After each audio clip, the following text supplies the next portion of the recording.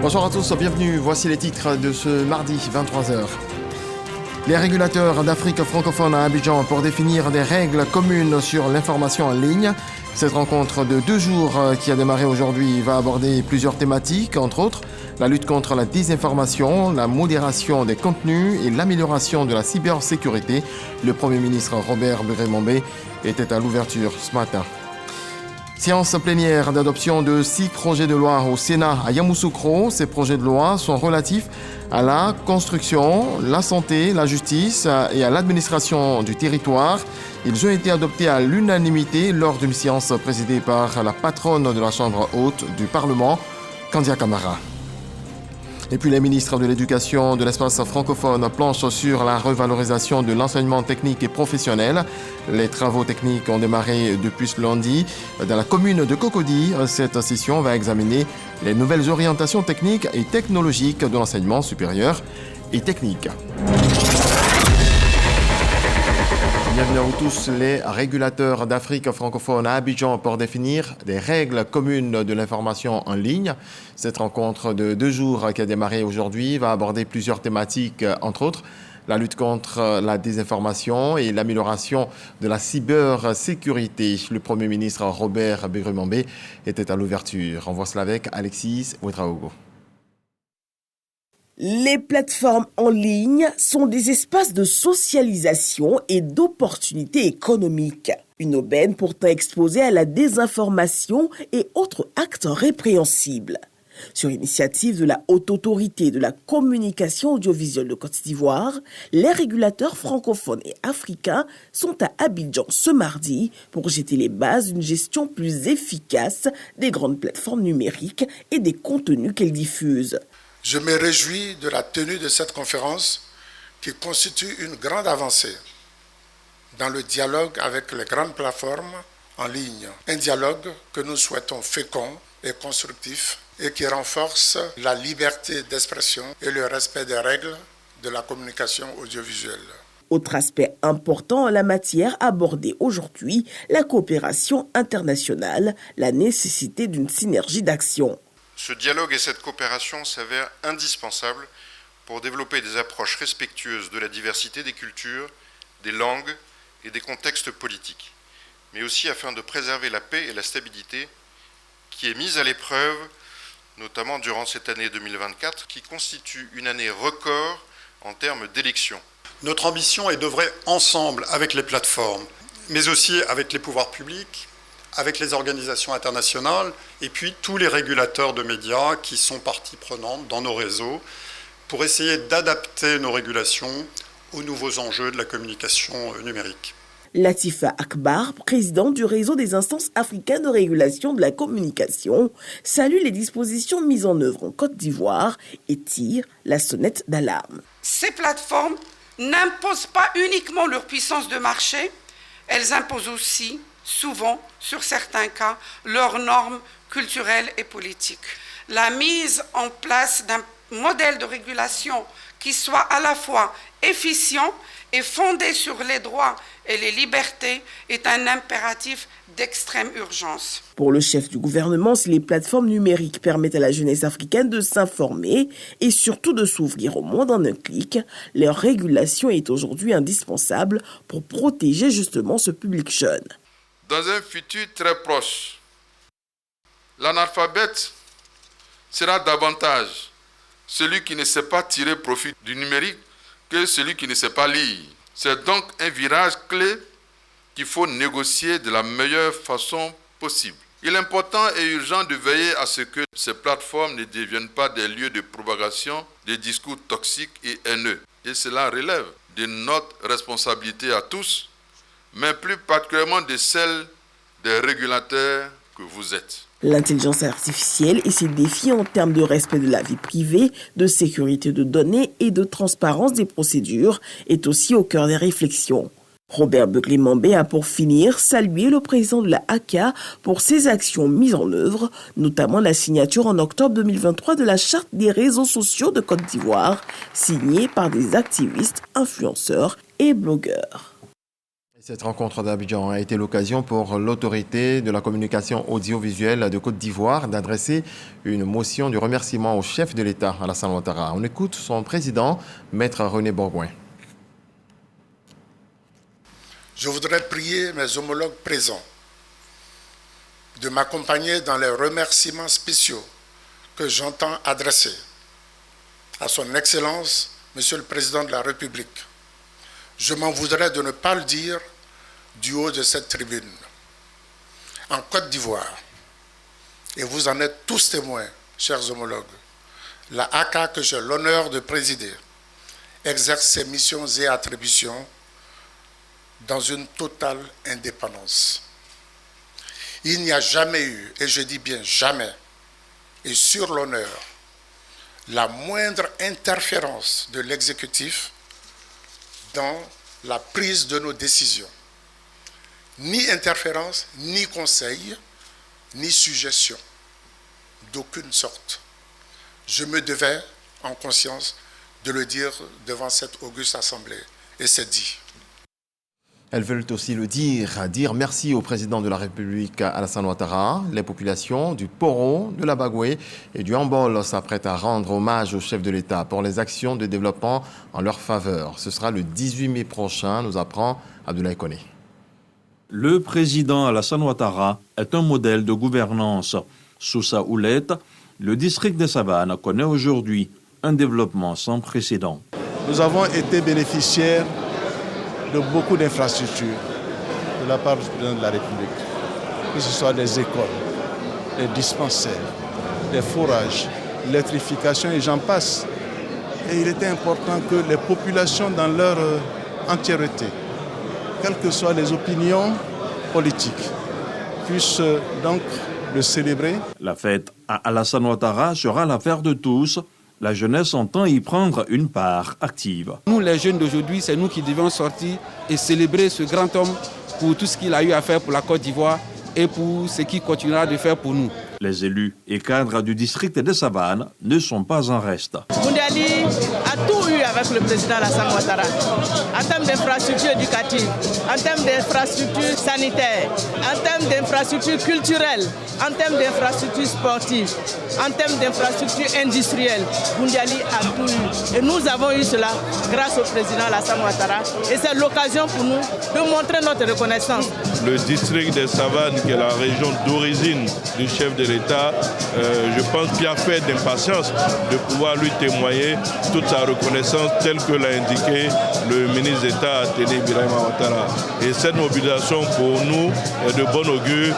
Elle annonce que nous aurons un grand événement le 18 mai. La stabilité économique, la reconstruction post-conflit, le leadership régional et international sont autant de facteurs positifs qui valent au président Alassane Ouattara toute cette vague de reconnaissance.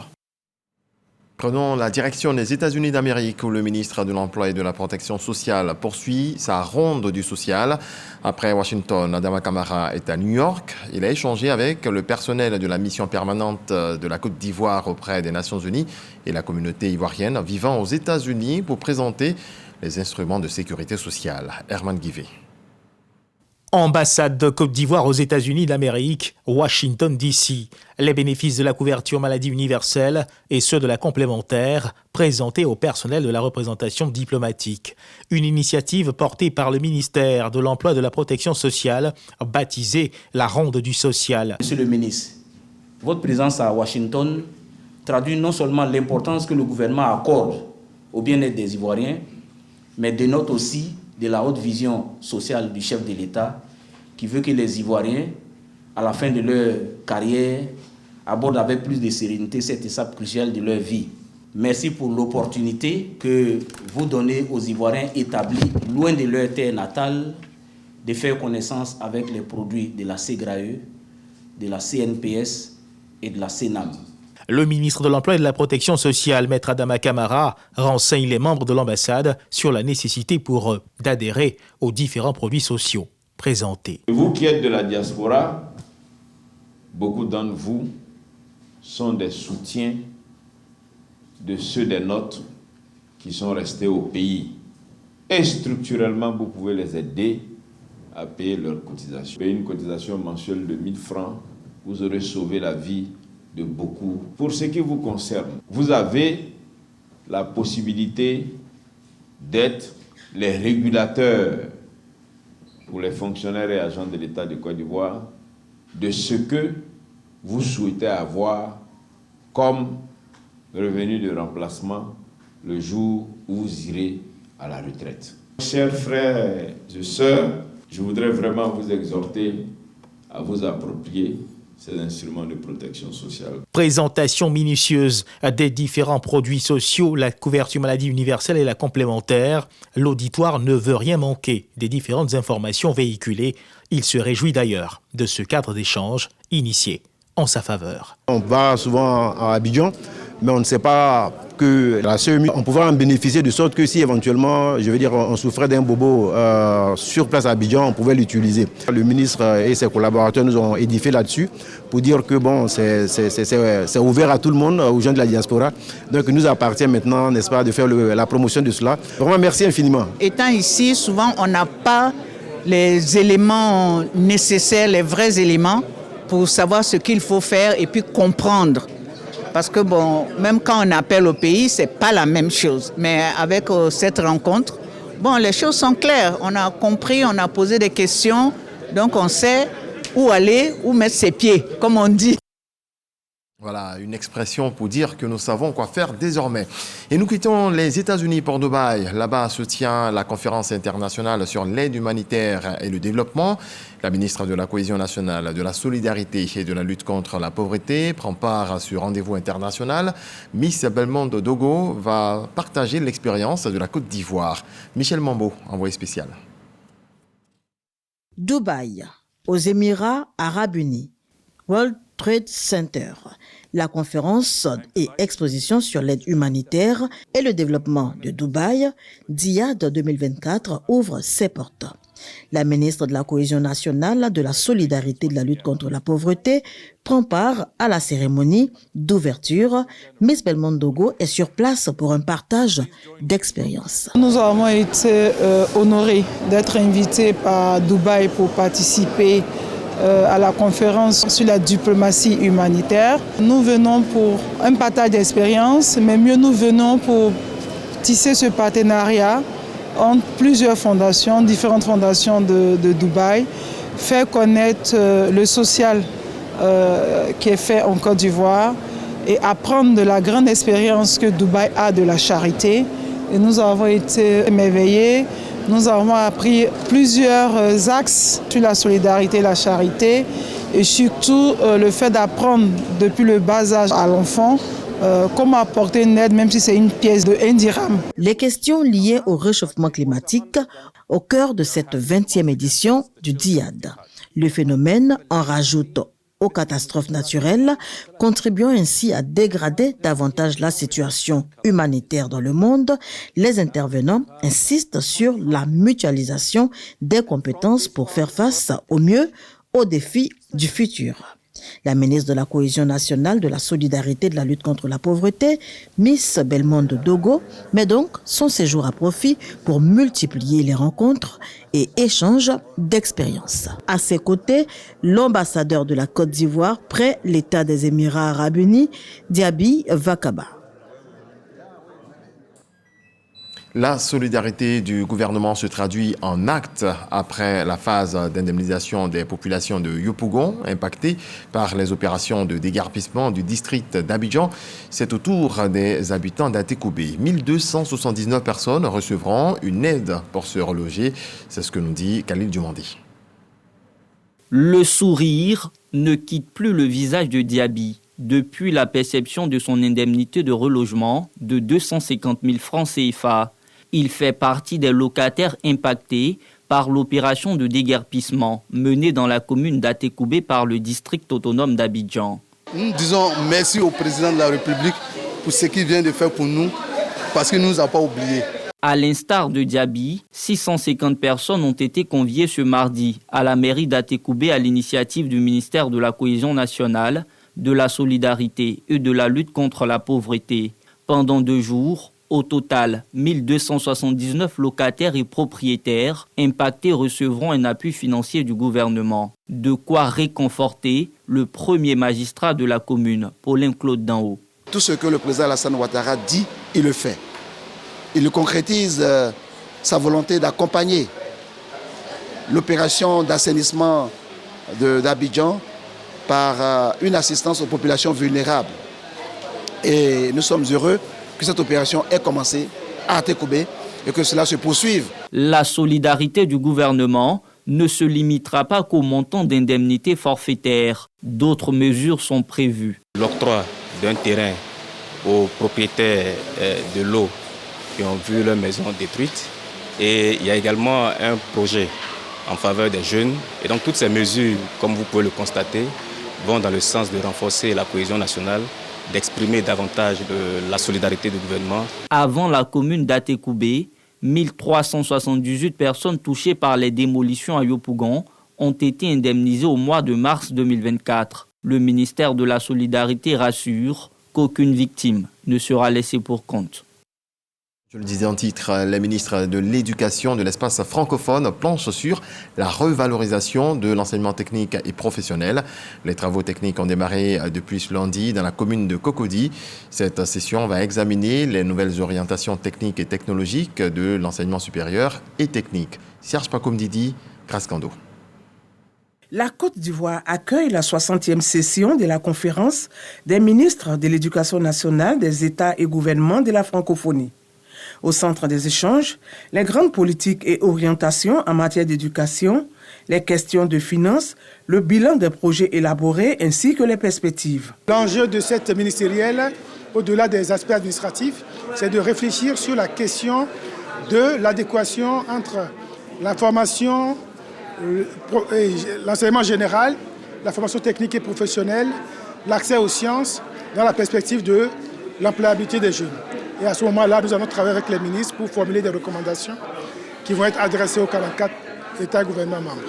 Plancher sur les grandes politiques et orientations en matière d'éducation des États et gouvernements membres de la conférence des ministres de l'Éducation nationale des États et gouvernements de la francophonie sont les objectifs clés de cette session ministérielle. C'est un exemple de coopération dans l'enseignement qui se renforce. La Chine et la Côte d'Ivoire signent un partenariat pour voir une coopération culturelle et éducative plus solide. Elle a déjà démarré par le recrutement d'enseignants chinois au lycée d'excellence Alassane Ouattara de Grand Massam. On voit cela avec Serge Pakoum-Didi et Grascando. La coopération sino-ivoirienne se renforce à travers cette signature de partenariat impliquant le ministère de l'Éducation nationale et la Chine. Cette coopération se concrétise déjà avec le soutien apporté aux Ivoiriens étudiants en Chine, la rénovation du lycée moderne Alassane Ouattara d'Anyama, le recrutement d'enseignants de nationalité chinoise au lycée d'excellence Alassane Ouattara de Grand Bassam. J'ai l'honneur de signer un protocole d'accord sur le recrutement d'un enseignant mandarin au lycée d'excellence Alassane Ouattara, de coopération entre nos deux pays dans le domaine de l'éducation. Et comme vous le savez bien, ces dernières années, grâce aux efforts du gouvernement, la coopération éducative entre nos deux pays est très fructueuse. Par exemple, maintenant, on a 32 écoles primaires et secondaires qui ont installé des clubs des amis de Chine, et attirant plus de 5000 élèves ivoiriens. Et en même temps, un institut de Confucius est établi à l'université Félix Houphouët-Boigny. Pour Maria Toukone, la Chine étant reconnue pour son expertise en matière d'éducation, ce partenariat vient donc à point nommé. Cette signature souligne notre engagement en faveur de l'excellence éducative et l'ouverture au monde. La Chine est reconnue pour son expertise en matière d'éducation et sa longue tradition académique.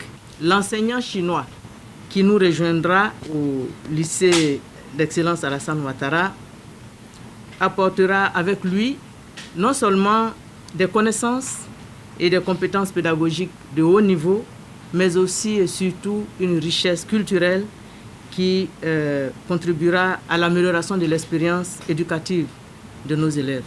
Cette signature de partenariat vient renforcer les liens d'amitié entre les deux pays et raffermir dialogue interculturel et entente mutuelle. On resserre les liens également dans la formation professionnelle. Le ministre de l'Enseignement technique, de la formation professionnelle et de l'apprentissage, Kofi N'Guessan, a reçu son homologue de Djibouti, Moustapha Mohamed. Partage d'expériences et signature d'accords de partenariat au menu. Issa Yeo, Franck Kofi. La République du Djibouti à l'école ivoirienne dans le domaine de la formation professionnelle. Une délégation conduite par son ministre de l'Éducation nationale et de la formation professionnelle, Moustapha Mohamed Mahmoud, échange avec le ministre Kofi N'Guessan. La délégation met à profit cette visite pour s'inspirer du modèle ivoirien de l'enseignement technique et de la formation professionnelle. Nous avons eu la chance également de découvrir un peu le système de formation professionnelle de la Côte d'Ivoire qui est vraiment très inspirant et très intéressant. Donc vraiment en matière d'échange, d'expertise, c'est très bénéfique. Pour matérialiser cette coopération, un partenariat est signé. Cet accord va nous permettre aujourd'hui de renforcer une coopération qui est relativement ancienne entre la Côte d'Ivoire et Djibouti. Il va y avoir la double mobilité. Des jeunes de Côte d'Ivoire aussi pourront aller s'inspirer de l'expérience de Djibouti en allant faire des stages à Djibouti. La vision du président de la République, c'est d'ouvrir notre pays aux autres pays frères. Donc avec Djibouti, nous allons développer ce type de coopération. Le ministre djiboutien de l'Éducation nationale et de la formation professionnelle se réjouit de ce partage d'expériences. En retour, le ministre Kofi N'Guessan a été instruit sur le modèle djiboutien qui instaure l'apprentissage au métier depuis le cycle primaire. Jetons un coup d'œil à présent sur cette séance plénière et l'adoption de 6 projets de loi au Sénat à Yamoussoukro. Ces projets de loi sont relatifs à la construction, la santé, la justice et l'administration du territoire. Ils ont été adoptés à l'unanimité, nous apprend Kader Sogodogo. La Chambre haute du Parlement, le Sénat, réunie au grand complet autour de sa présidente Kandia Kamisoko Kamara. Sur la table des sénateurs, 6 projets de loi examinés au préalable en commission qui sont soumis à présent à l'ensemble des sénateurs. Construction et urbanisme, santé, réaménagement du code électoral et code de la nationalité, ainsi que la justice en sont les points saillants. Les 6 projets de loi passés au peigne fin et adoptés à l'unanimité. Nous avons conscience que lorsque des mesures sont prises en faveur des populations, elles se sentent plus à l'aise. On est heureux de voir faire un travail pour les populations et pour la Côte d'Ivoire.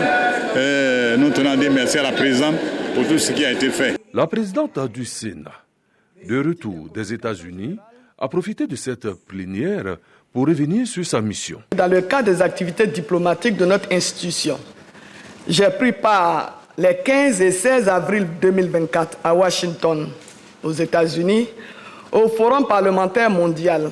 J'ai eu l'honneur de prononcer un discours lors de l'ouverture du panel sur le rôle du parlementaire en matière de gouvernance et de pauvreté. Dans mon intervention, j'ai partagé l'expérience de la Côte d'Ivoire en matière de gouvernance et de lutte contre la pauvreté sous le leadership éclairé de son Excellence M. Alassane Ouattara, président de la République de Côte d'Ivoire. Dans l'agenda des sénateurs, le 7 mai prochain, le ministre Ibrahim Khalil Konaté, porteur d'un projet de loi relatif aux communications électroniques. Depuis le mois de mars, le centre civique de Bembresso, dans la commune de Songon, abrite la 5e cohorte de stagiaires.